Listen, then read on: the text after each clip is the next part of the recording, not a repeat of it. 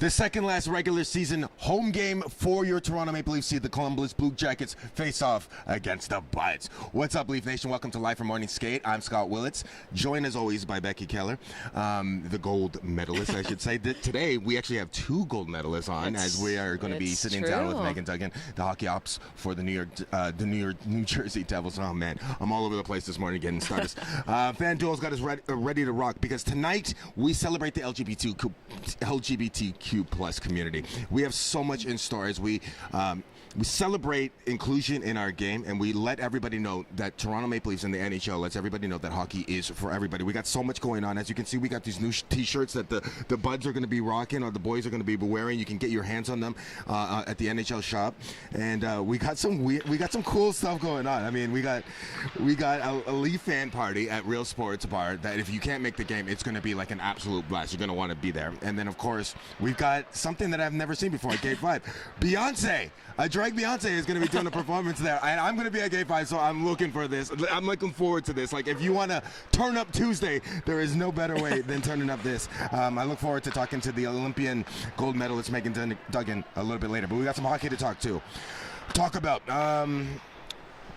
Sunday, not exactly the game that we wanted. A little bit of a trap game, as we kind of mentioned it could have been. Some positives to take away. What did you see from the performance from the Buds? Well, let's start about the performance of Ilya Samsonov. And he came in, he wasn't supposed to. Matt Murray went down. He's been spectacular this season. You know, the Ottawa game with the shutout, then he comes in, makes some really great saves. So that'd be number one. I love the depth of this organization right now. We've seen some guys come in and fill some holes. Zahorna, Abruzzese came in, both guys that had good games. And we've seen that all season from some of the guys that have come up from the Marlies. So love the depth of the organization. You know, these games are about staying with a bit of a fire, going into playoffs, playing well, but also resting guys, and they were able to take advantage of that as well.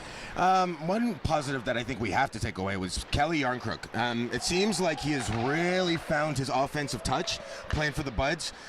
We knew that he had a little bit of that offensive talent when he played for Seattle, but I really think with the players and the talent that he's playing with, it's come out.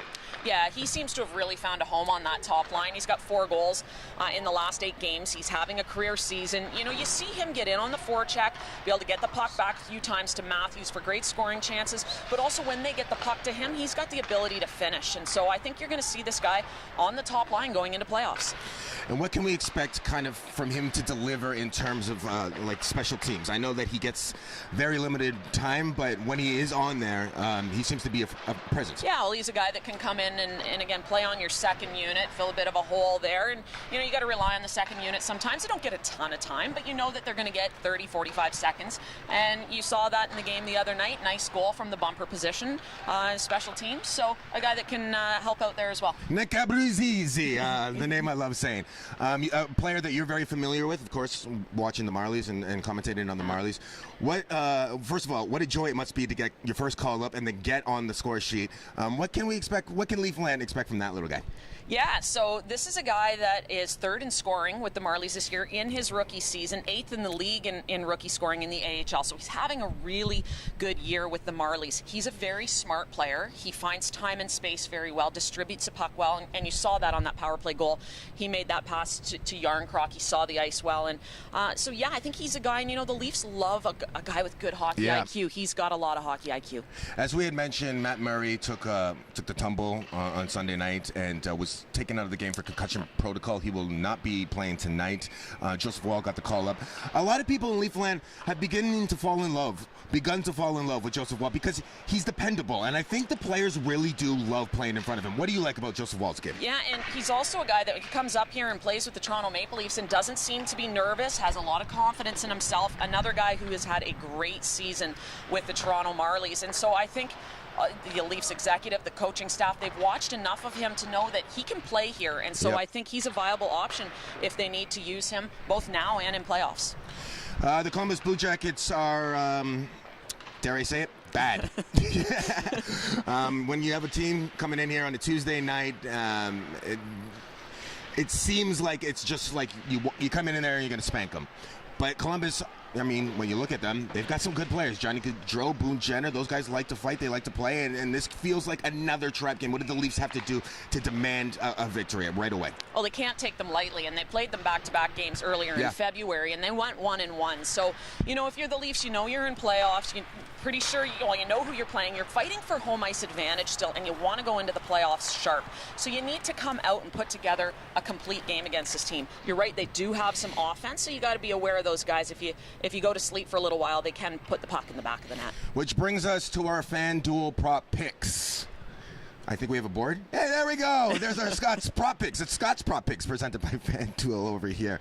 High scoring period. I was right last time. First period, I believe I got, and it was the first period, wasn't it not?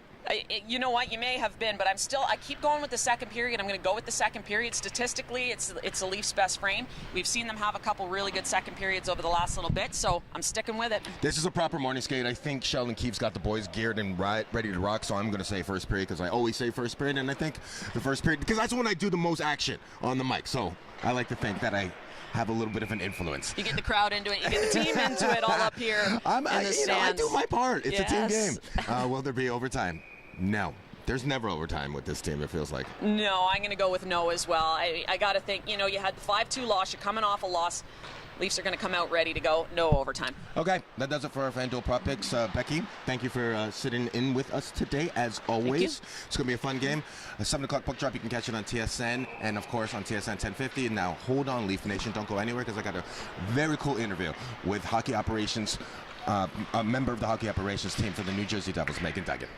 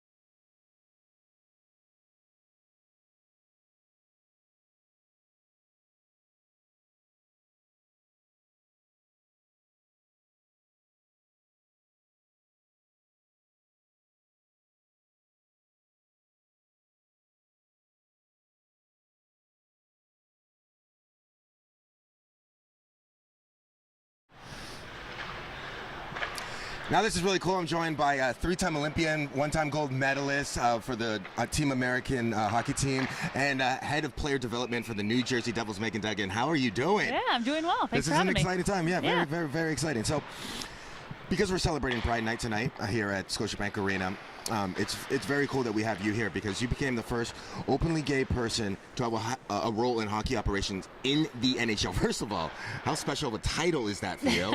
And talk about that journey. Honestly, I don't even think I knew that until recently. So certainly the visibility component of that really important, for this community. But for me, I've always been passionate about hockey. Always loved the game. Played since I was a kid, 30 plus years, and I knew once I finished playing, I wanted to continue to have an impact in the game. And so obviously being welcomed in by the New Jersey Devils and being able to get to work right away, it's been fantastic. What are some of the messages on a night like this that you pass on to not just your big team, but your farm teams, your club teams, and basically everybody in the system? Yeah, earlier last week I had the opportunity to speak to both the Leafs and the Marlies, and really just had a short couple of minutes to educate around why these nights are important. And some of the messaging that I left with them was really, one, this is a night about, all it is saying, you're welcome here. You're welcome in the rink. You're not endorsing certain values. The players themselves aren't saying, I'm gay because I wear these jerseys. It's about saying to a group of people that have been left out and discriminated against and excluded from a lot of other places in their life, you are welcome here in hockey. And that's what it means to wear a shirt like that. Absolutely. And the second point I made was, the magnitude of the platform of these guys playing in a city like this. They don't understand A few short words, a few small words like that, "You are welcome here," not only can change someone's life, you might save someone's life. And they have a responsibility to do that if they feel comfortable. Steeper than hockey, right? That's what it's kind steeper of. than hockey. I work for another NHL team, and I'm here, right? Exactly. And it's more than hockey. It's more than sports rivalries. This is about inviting a group of people into a sport and saying, "You're welcome here and come enjoy it with us." I always say it's all about creating a safe space. The rink should always be a safe space. No matter what you are, no matter if you're black, no matter if you're part of the LGBTQ plus community, no matter if you're Asian, no matter what you are, this should always be a safe space and a fun space. Yes. I think that we're doing better at that. Is there little places that we could get better? You know what it is? It's just having conversations like this. It's opportunities to educate, right? It's educating everyone in the organization at all levels: the players, the management, the arena staff, broadcasting, choosing proper language, like inviting in, hiring decisions. Like that's all that it is, right? Making this arena and the space and the sport reflect the community that you're in. Well, we hope to see you guys in the playoffs, because that would be an Eastern Conference final. And after that, we're not friends anymore, but it's been an absolute pleasure talking to you. I was going to get Becky to do the interview, but we were scared that they might go to blows again, Team Canada, Team USA rivalry. She's Meghan Duggan. I'm Scott Willats, and on behalf of Becky Kellar, we have had a great time on Live from Morning Skate, presented by FanDuel. As I said, puck drops at 7 o'clock tonight. You can catch it on TSN and on the radio on TSN 1050. As always, go Leafs, go.